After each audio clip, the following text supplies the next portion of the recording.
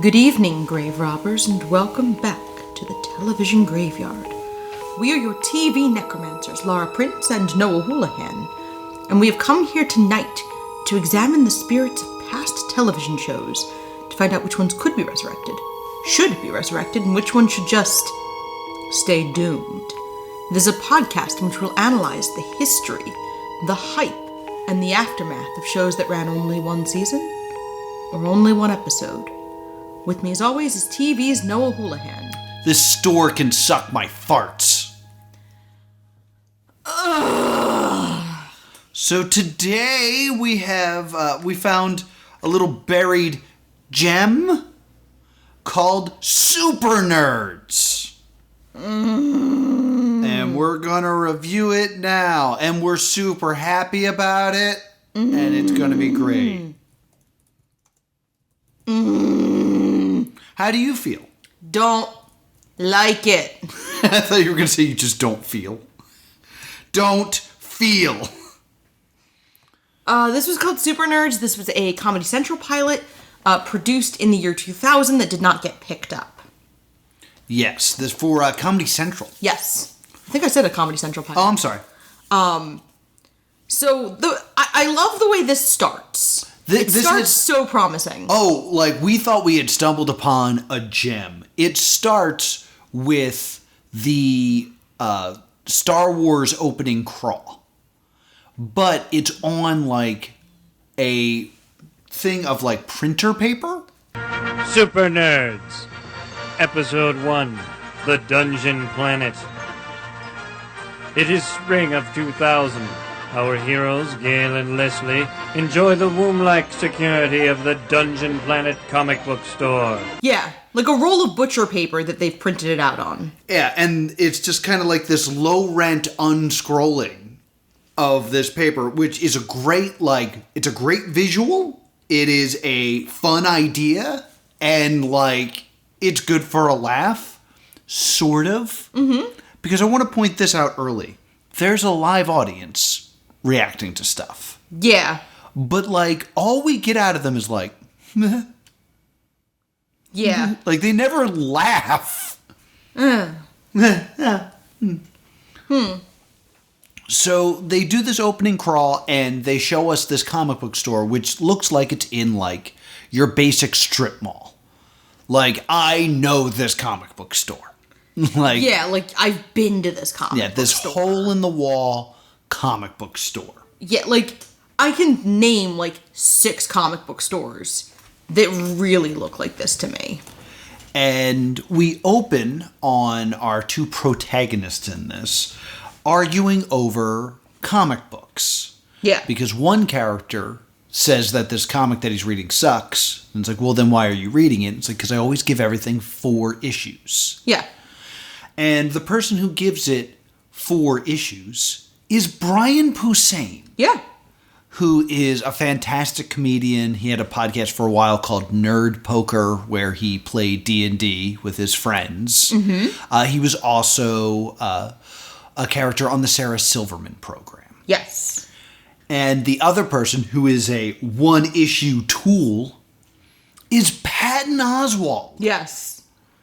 Who is Ratatouille. He's Little Chef or Remy in Ratatouille. He's from King of Queens. And he also did the Marvel... MODOK. No, the Marvel Star Wars... Rant from Parks and Recreation. He also did MODOK. Yeah. But that was the thing I was referencing. So I was like, oh my god, what did we find? Yeah, this seems like it's going to be amazing. And they set up... these characters are named Gale and Leslie, and were bullied a lot as children, and essentially have trauma bonded over that. Yes. And they're like, did you get the tickets to the convention? It's like, okay, this is good. And they're like, I can't wait for the costume competition. Yeah, which character from ElfQuest are you going as? Can I finish? I can't wait for the costume competition to make fun of it. Yes. And immediately I was like, wait, what? And then they do a fat-phobic sequence of not clever making fun of fat cosplayers. Yeah, I remember feared bounty hunter Boba Fett. Oh, he was no match for Fat Vader. Yeah, what about the captivating antics of R2 Fatso? So, yeah, they basically are like, oh yeah, it's an alternate universe where all your favorite sci-fi characters are fat. Yeah. And then they cut to a Comic-Con. Yeah, which made me really uncomfortable. Yeah. And they're like, oh yeah, Boba Fett's gonna be there. Which is like the fat joke. Like, Boba Fett is a joke that I made when I was in like 6th grade. Yeah. And then they were like, oh yeah, and Princess Fatla and Obi Chub Kenobi. I was like, there's like these they're not even good puns. These aren't even good puns. And at this point, I'm confused at what the show even is. Yeah. Because Laura and I, like, we're watching this on YouTube. It wasn't the best quality. Mm-hmm. I wasn't sure if this was filmed for the show or if this was real footage from a Comic-Con.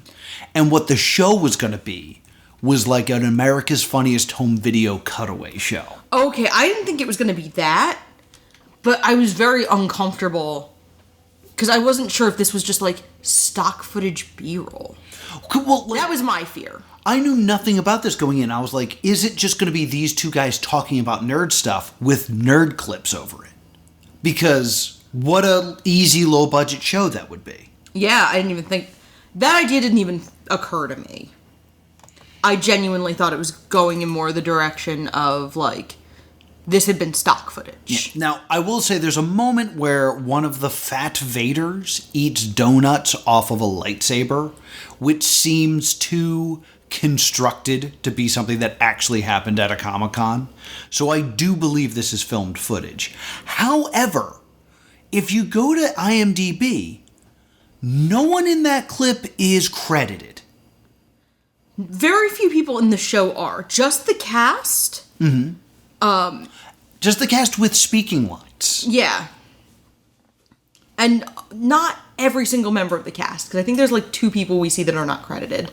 The child. The child is not. And all of the young characters. Like, none of the children. Yeah, the children talk. That's right. Yeah. That we do see a couple of flashbacks with kids. Oh, okay. Can you hear me getting upset already? So, yeah.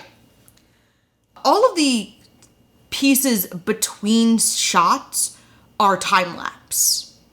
Like, yes. Time-lapse, and it's very jarring, and it's not very well done. Well, there's like a time-lapse moment, which I think is supposed to be like the intro, where it says like, here's Brian Posehn, here's Paton Oswald. And during this, the crowd applauds. Yeah. To like, yeah, Brian Posehn's here. To remind us that they're there. Mm-hmm. To thus make it feel really awkward when they don't laugh at the show. Well, the show's not funny, so... Yeah. So, if you're listening to this on YouTube right now and you've gotten to this point, I want you to pause this video. If you're listening to this to the podcast, I think you can also make a comment on like Podbean, and I think you can do this on like Spotify. I want you to make a prediction based on what we've told you, what the main plot of this show is going to be. Because you can probably guess. We got 2 nerdy guys talking about stuff. What's going to now happen to upset the status quo of this show? Go ahead and pause. Write it. We'll be here when you get back. And welcome back.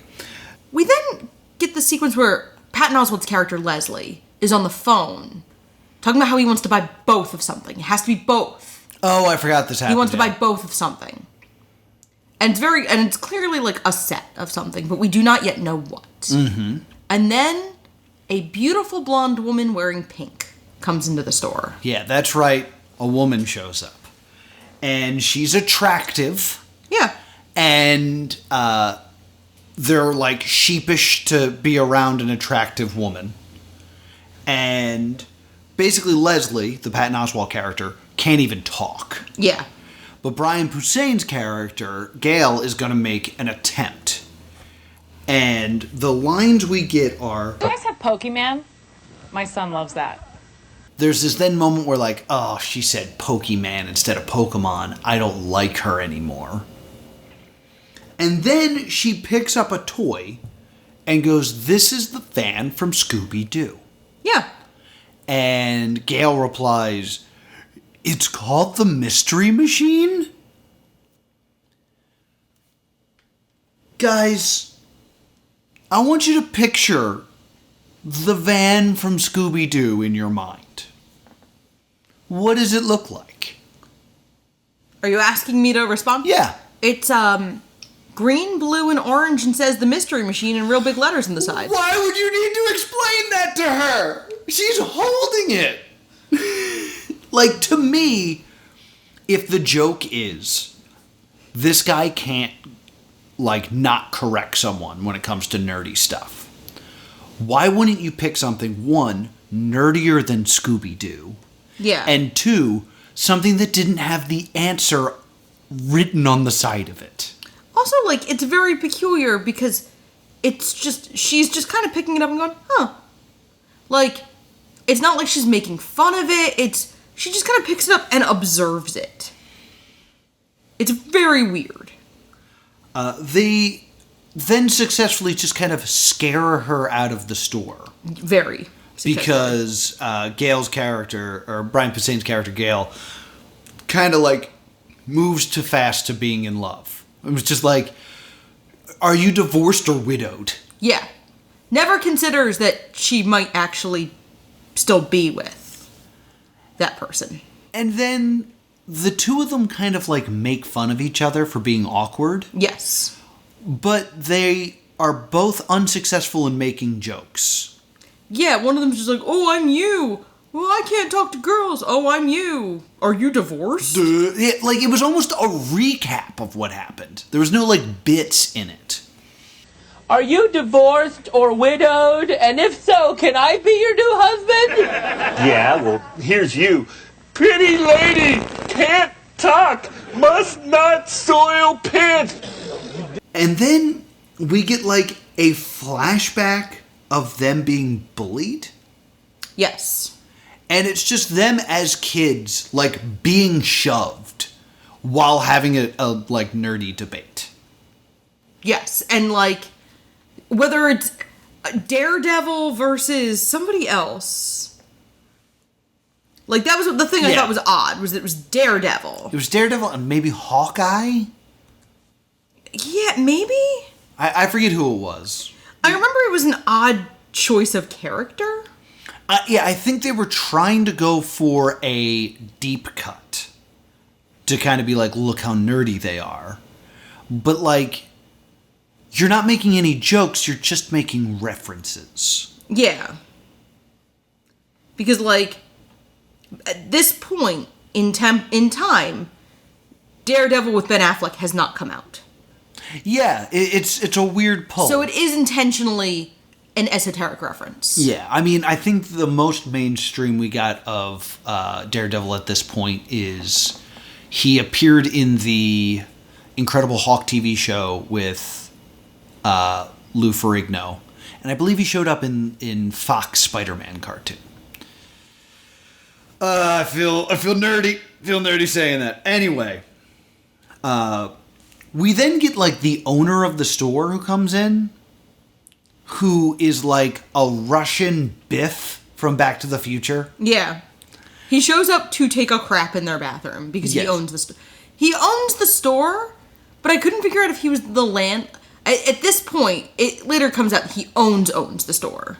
Yeah. I thought he was the landlord at first. Yeah, I get how that's confusing because he owns all the stores in the strip. And he's just like letting this be here. But like, he doesn't really care about nerdy stuff. But he's definitely the owner, not the landlord, because he makes business decisions there. Yeah. It's very odd. This was written by someone who doesn't know how jobs work. Yeah. Then what do you know? Another woman arrives. And they're like, oh my god. And unlike the previous woman, this girl is wearing black and has dark hair. Yes. To juxtapose her from the pink-shirted blonde woman who called them Pokemans. Yes. Because everyone knows if you're blonde and you wear pink, you don't know anything about nerd stuff. Don't know anything about nerd stuff. It's impossible. And this girl is Sarah Silverman. Yes. And I was like, oh, okay, Sarah Silverman's in this. This could be good. They are then so busy staring at Sarah Silverman because not only is she a girl, but she's like going through the comics. With the sense of like, she's going through the comics in a way that makes it clear she knows what she's looking for. Yeah. And while they're infatuated with her, a child comes up to the counter and starts asking questions. And Paton Oswald just goes, no to everything, just not paying attention. Hi, do you have the comic No. book? I'm just looking for... No. This store sucks my farts. No. During this exchange, the audience makes a noise that I would not describe as laughter. Like, this is clearly supposed to be a funny bit. Yeah. Like, he's so distracted by a woman that he's ignoring this child asking simple questions. But the audience, for the pilot, does not know how to properly react. And they keep the audio in. What are they doing? Like, it would have been so easy to just remove the audio, add better canned laughter during this part. Yes. Like, there's so many things you can fix it, then include whatever this is. And she comes up to them and she goes, hi, Leslie. Hi, Gail. And they're blown away that this woman knows their name. And she discusses that she also has the 4-issue rule. Yes.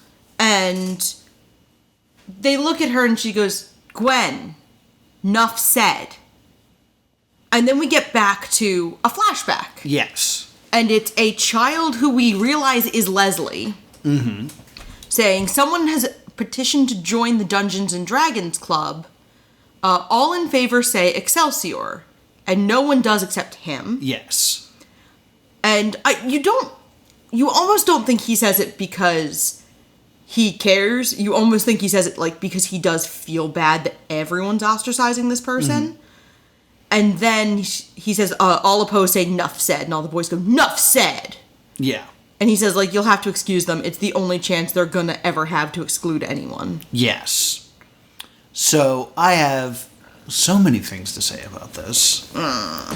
One, the idea that nerds are looking for the opportunity to exclude someone because they're always excluded annoys me. Two, I don't get the enough said reference. You don't? Do you? Stan Lee. Nuff said. Okay, I knew Excelsior was Stan They're both Lee. Stan Lee. Oh, really? Yeah, Stan Lee would end things with nuff said. Oh. But you have blonde hair and are wearing pink. Yeah, fight me! Literally, this is a Marvel.com article from December 2022. From Excelsior to nuff said, here are a handful of the lofty legends' captivating catchphrases. Nuff said is just a big, and Stan Lee would use it at the end of his editorials. Huh. Which I just confirmed with research, but I confirmed a thing I knew, even though I'm blonde, even though I wear pink. Interesting. The last thing I want to say is, if we're trying to build on this story that these two were super ostracized, super bullied, and only had each other, Where are all these other guys? where are all these other kids? There's like 15 kids in the D&D club. Yeah. That's more than Stranger Things has. Yeah, I mean, Stranger Things starts off with the 4 boys, and then kind of slowly grandfathers other people in. Then you have the Hellfire Club, and then but the Hellfire Club tries to limit girls being in it. Yeah. And then Erica is like, nah. It's just little things like that super bother me. Oh, as someone who was a budding female nerd in the 2000s, I was viscerally irritated by that. Like, this is one of those shows that had I not been watching it for Stay Doomed, I would absolutely not have made it through. Yeah. Because there's a real gross joke we need to mention just because it's horrible and shouldn't be in there. Mm-hmm. When Gwen knows their name, Gale goes, "You guys don't recognize me, do you?" You're not a former gentleman, are you? Yeah, implying that the only way a woman would know his name is if she used to be male. A male. That's awful. The second thing I want to say is Sarah Silverman is too good for this. Yeah. Because everyone involved is too good for this, but... her performance in this is actually really good. Like, she's quirky and nerdy and, like, shy and, like, she, like, awkwardly scratches her arms at times. Like, she's putting in the work to give this character dimension. Yeah, like, she's one of those, like, she grew up awkward and nerdy, and then she just happened to grow up hot. Mm-hmm. And, like, the way they style her character is very realistic. Mm-hmm. She's in jeans and a sweater. She's not super overdressed. Yeah. We pretty much only see her in, like, jeans and a sweater through the entire show. Yeah. And she's not, like, heavily... She looks like the character they are trying to portray. Because I don't want to say, like, oh, she's, like, dressed casually and she's not wearing a lot of makeup. That's what female nerds look like. Mm-hmm. That's what this character would look like. And so then we get this thing of she leaves saying, like, well, I live around here again, so I'll be back. Yeah. Implying that these two guys are also still living in the town they grew up in. Yes. I mean, they're loser nerds. Of course they are. And then we get this weird moment where, like, Leslie's just kind of staring off into space. And Gale is jealous. Yeah. And it's kind of funny. Despite the fact that, like, neither of them had, like, a very successful interaction with Gale. No. With Gwen. For some reason, Gale is jealous of Leslie's interaction. And is just, like, thinking about that and stewing. And then we hear Leslie's thought, which is... Oh, it's finally gonna happen to me. Once I get those Resident Evil cheat codes, it's hello level 4. Once I get the Resident Evil cheat codes, then I'm on to level 4. Yeah. This is such a disingenuous joke. Do levels have numbers by the time you get to... No, of course not. Like, that is such a dated view of video games. Like, it's very clear that whoever wrote this was like... What do I know about video games? It's based off of NES knowledge, despite the fact that we're now on the PlayStation because this came out in 2000. So we're on the PlayStation 2, I think. Yeah. We're probably dancing towards the PlayStation 2. I think PlayStation 2 was... We're in PlayStation 2 barely. Yeah. PlayStation 2... We are admittedly probably... The PlayStation 2 has been announced and may even have its release date announced. Yeah. But the PlayStation comes out on the 26th of October. Okay. In the year 2000. So this was probably produced with the knowledge of a PlayStation 2. Yeah. But, like, to speak so ignorantly about nerd stuff in the Nerd Show, like, the fact that you could just change... like, a few things. Like, once I get the cheat codes for Resident Evil, I'll finally get past Mr. X. That's Resident Evil 2, but excuse me. Or, like, I'll get past the crocodile. Like, just reference something from the game, rather than make the wrong assumption that there are levels. Yeah, or even just, like, use something like Crash Bandicoot. Yeah, use which does have levels. Yeah, like... Because... And is probably... Crash Bandicoot, especially at that time, was Sony's Mario. So you could kind of think that maybe your audience knew... knew who Crash Bandicoot was, or maybe Spyro. But you can't... Like, they do mention Lara Croft at one point. Oh, because that's something they say about the first woman? They say something like she's Pamela Lee hot. She's Rebecca Romaine hot. She's Pamela Lee, Rebecca Romaine, and Lara Croft all making out with each other hot. Yeah. So, the fact that they just missed this mark so clearly shows a lack of care for this show. And that's when I write in all capital letters, who wrote this? And the answer is, we don't know. No. There are no credits at the end of this, and it doesn't say it on IMDb who wrote this. No, nobody wants to own this. So, then we get to the bookend scene. So we get Crimson Beard comes in. I don't know if we actually catch his real name, but that's his D&D character. Yes. And he's chummy with Leslie because Leslie is their dungeon master. Mm-hmm. And he's selling ceramic Kirk and Picard bookends. Yes. And then Gale and Leslie start fighting over the bookends. Yeah, so it becomes an auction. Yes.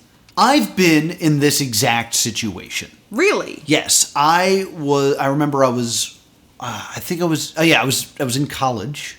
No, I was visiting my college after having graduated.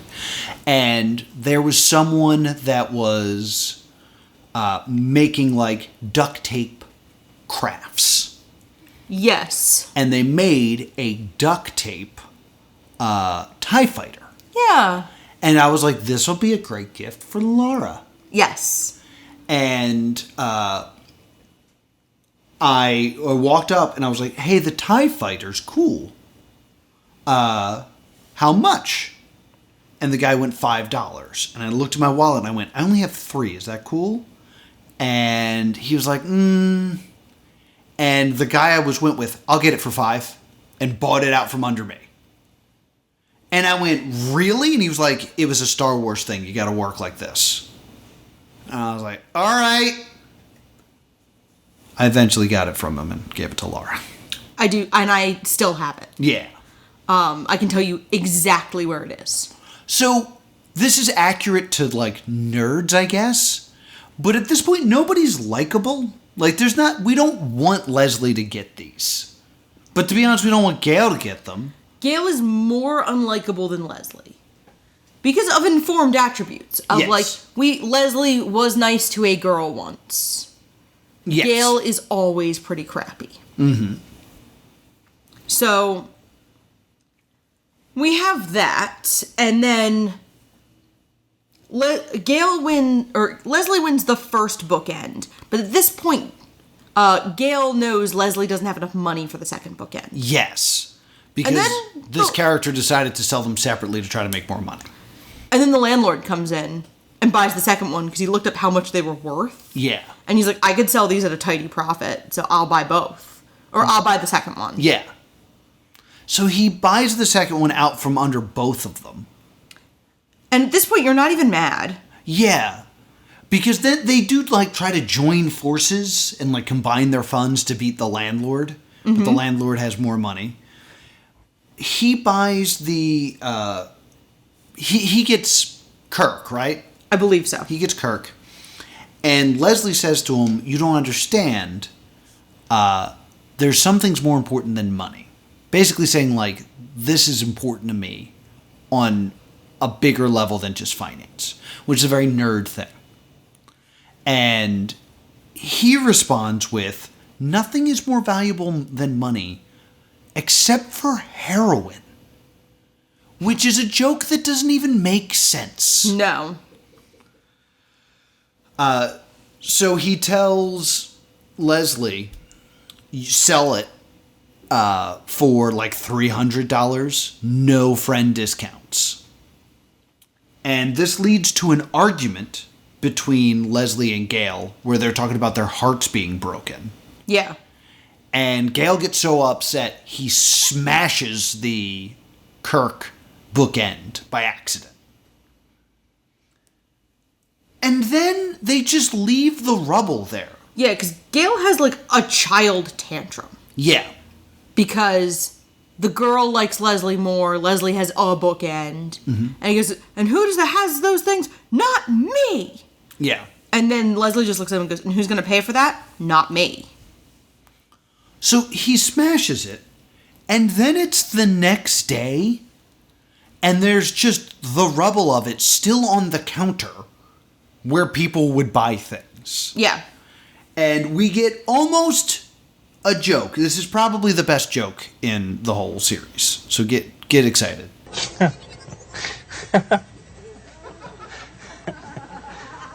What?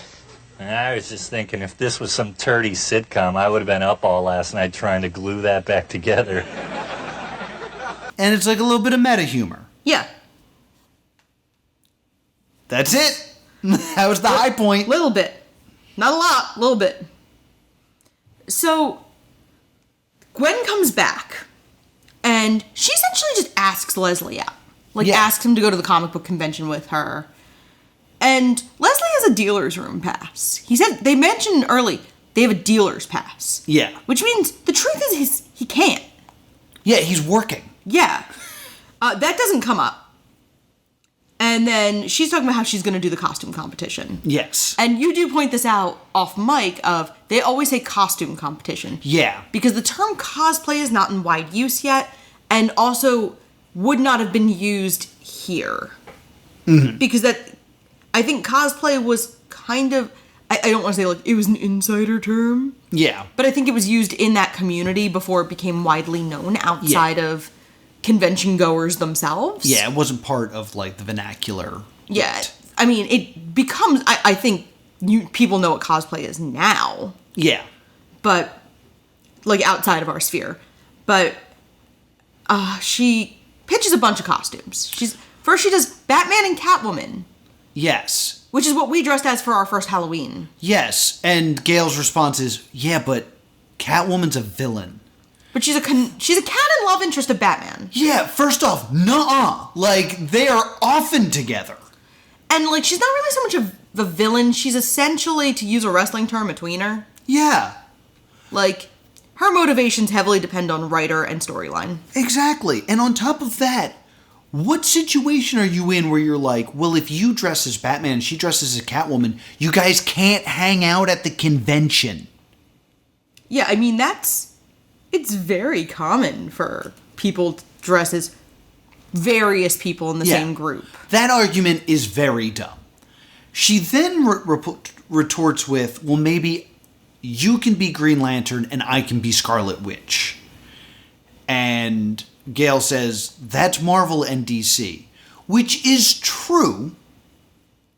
Which I think hurts the character of Gwen. Yeah, it makes... Because why would she suggest that? Why would that be her, like, second or third pitch? Yeah, because it's silly to me to be like, this character knows who Green Lantern and the Scarlet Witch are in 2000. Mm-hmm. Before, like... For the MCU is a twinkle in Kevin Feige's eyes. Yeah, and Scarlet Witch wasn't in any of the, like, X-Men movies. At that point. So, like... The fact that she knows both these characters and would suggest them as, like, a couple's costume. And, like, it also, in my opinion, as a nerd, hurts the credibility of the show. Because if she was a cosplayer, she would know the work that it takes to make this costume. Yeah, and this is also, like, pre-easy online shopping. Yeah.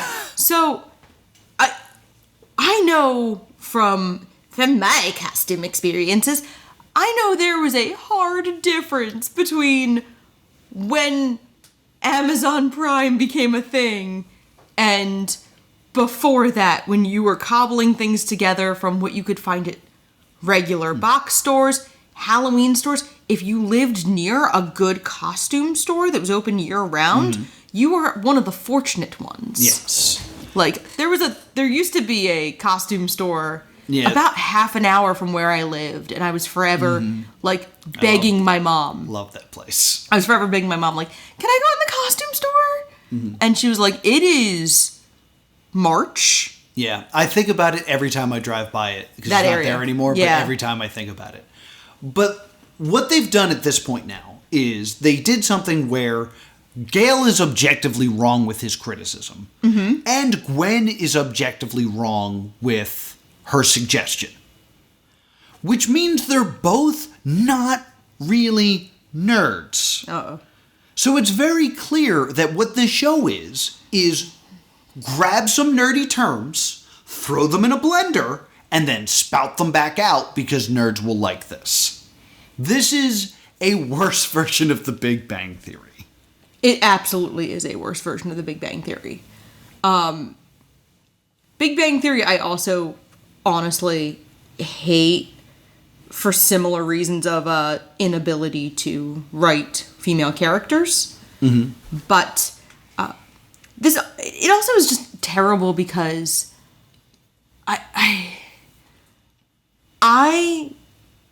Gail is now at this moment, I can never like this character because I've been Gwen. Yeah. I've been the girl in the comic book store getting yelled at. Yeah. For something I missaid. I've been the girl in the line at the movie theater who was objectively correct. Yeah. Getting talked down to by a man because... Do you want to give the detail of that story? Gentle listeners. The year, picture it. Philadelphia, 2019. Golden Girls reference. Okay. It was Avengers Endgame, and I had sprung for tickets for, like, the super fan event. Yeah. Not the one where you watched every movie in a row, because I have a, like... I didn't have the PTO for that. Yeah. Because I have a job, and I was like, I did leave work early for Avengers Endgame, and was treated like it was a religious holiday. Yeah. By my friends at work. But we paid extra for these, like, fan tickets to a 5 p.m. Thursday screening. And we're in line to get popcorn. And I am wearing a Her Universe vegan leather Captain Marvel jacket. Mm-hmm. And some guy behind me in line starts going in at me about why did I wear a Wonder Woman jacket to Endgame. Gentle listener, this doesn't go well for anybody. No. He argues with me about my own clothing for a while. Mm-hmm. I'm like, I have the zipper pull, which is the star. Symbol. Yeah. And I was like, it says Marvel on the tag. Mm-hmm. I'm not taking off my jacket to show this guy something because I was like, I'm not disrobing for you. The funny pied de resistance of that is I start to hear a very familiar laugh. Like, several people behind him and a close school friend is watching me about to fight somebody in a movie theater popcorn line. Eventually, like, I'm getting a little louder because I feel very harassed. Mm-hmm. And this guy backs down because he's now like, oh, I'm the guy harassing a woman. Yeah. At the movie theater about her clothing. To this day, I am not sure if he actually thought it was a Wonder Woman shirt or Wonder Woman jacket, or if he was like, I'm gonna, get this girl's goat and call it a Wonder Woman coat. And because I'm a big guy, she'll just, like, laugh. And when you came at him, he was like, this is not how it's supposed to go. Well, what's great is he was a big guy, but, like, you and my old school friend are also quite tall. Yeah. So it was one of those things of, like, I also have big guys around me. Because he tried to apologize and give you popcorn. Like, and you kept being like, I don't want stuff from you. Yeah, I was like, I don't want to accept something I would ingest from you. Yeah, I don't trust you. What? But yeah, so, like, here's some of my trauma as a treat. Of why, by this point, I hate this show. Yes. Because at this point, because I've also been, like, talked down to it constantly. That's the one that sticks out most.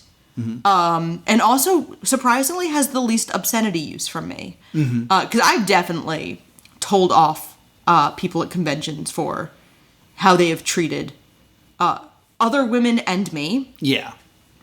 Sorry, just thinking about... Because I remember wearing a costume and being treated more respectfully walking down the street in Philadelphia in a costume than I was in the convention center by other con-goers. Yeah. Because there was just a man outside going, it's Power Girl. It's Power Girl. And we were several blocks away. Mm-hmm. He was just a man who was excited to see Power Girl on the street. And, like, I love that for him. Yeah. But he was very respectful, and I always remember him because he was bless his heart, so bewildered. Anyway, getting back to the end of this show, we end up with the way that Gale is going to pay for the fact that he destroyed this bookend is he's going to pay $50 and never come back. Yes. And he accepts the deal, and then another day goes by. That's important. Yeah. Because everything that happened before was on Monday, but the new comics come out on Wednesday. Mm-hmm. So Gwen comes back again for the new comics. Yeah. Which means 2 days has gone by, and the rubble of the bookend is still just there. all over the store. So, for some reason, I forget what it was, Leslie had to go talk to the owner about something. Leslie has to go in the back to get something off the truck or something. Yeah. So he's disposed of in some way. So now Gale's watching the store, and it's important to notice Gale does not work there. Gale is just around. Yes. And then in comes Gwen again, looking for Leslie. And when Leslie's not there, Gwen just kind of turns his back and then eventually goes, "Do you think Leslie would go out with me if I asked?" Yeah. And Gale says no. And then explains that he likes Gwen. Yeah. And Gwen very politely but directly says, I'm sorry, I don't like you that way. Well, first she says, all you do is yell at me. Yes. And he responds, that's because I like you. And Gwen's like, well, I don't feel that way about you. Yeah. And then Gale's like, well, Leslie doesn't feel that way about you. Which is an objective lie to screw over his best friend. Yeah. It is. So what do you think happens next, listener? Did you guess that we cut to another planet? Because then we get this weird thing where it's like an episode of Babylon 5. And it's just like this cheap, now Sarah Silverman's an alien. And it's the same scene, but done with this sci-fi twist. Yeah. Where Gwen's like, I feel something for Captain Leslie. Yeah. And Gale lies, is like, Captain Leslie could never love you, you're an alien. Right. The only thing that I laughed at was the fact that Sarah Silverman's character in this moment is called Divided by 5. Yeah. Which is a reference to 7 of 9.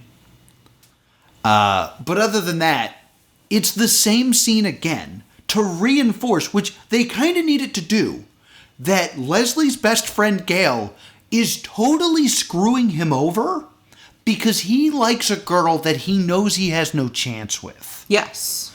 And if he doesn't have a chance, Leslie shouldn't get her either. And I also feel like there's this element of, if he doesn't have a chance, there's this insecure, childish, just because I can't have you, he can't have you, but also I don't want him to get a girlfriend because then he has someone else to spend time with. Because that's a very common trope in this kind of media. Yeah. That centers around male nerds that takes place got before. A girlfriend. Yeah, I mean, I feel like we saw this in Freaks and Geeks at one point. Mm-hmm. Of just that it's not even so much jealousy that one character has a girlfriend, it's jealousy that one character has someone else to spend time with. Like, I've seen this played with just a new male friend. Of like, oh, he just has a new friend. Mm-hmm. And by this point, Gale has done nothing redemptive. At all. Yeah. Like, Gale has been banned from the store. Yes. But he hasn't left yet? Like, that's his loophole? Yes. Because he can't set foot back into the store. And he'd have to leave first. Ugh. Ugh. And it's so frustrating. And, like, I need to also ask this question. Why does Gwen even like Leslie? Anytime she's around, Leslie is too nervous to speak. And yes, Leslie stood up for Gwen when they were in middle school. Yeah. But a lot of time has passed since then. Yeah, at least a decade, one would think. Yeah, like, the idea of being like, I live back here again, which, like, how old are these guys are supposed to... These characters are what, in their 30s, in their late 20s? I was saying, like, early 20s, but I might be... I guess a good guess would be about 30. Yeah. Because Patton Oswald would have been about 30 when he made it. But could you imagine being 30 and having your thought process be, you know who I could get back with? My 4th grade crush! Yeah. 20 years ago? Yeah, they would all be about 30, because they're all actually very close to the same age. So, let me tell you about the end of this show. The end of the show. This is a decent joke. Gail says to Leslie, do you want to shoot hoops later? And Leslie replies, sure, bring the Dreamcast to my house. They're nerds. When they say shooting hoops, they mean a video game. Haha. Then I don't hate that. They read a comic book and, like, a weird song plays, which is just, like, the names of random superheroes. Yeah, it's not even like we didn't start... It's in alphabetical order. Oh, was it? Because there's a point where I'm listening to it and I hear Black Cat, Black Panther, Black Widow, and I'm like, they're not even... They're just naming stuff. Yes. It's not even like we didn't start the fire where there's this, like... Meaning? I was going to say, like, an arrangement. Yeah. Ugh. And then the show ends. No credits. It just says that it was created by Comedy Central, or a product of Comedy Central, and then it's over. What fresh garbage this was. This was bad.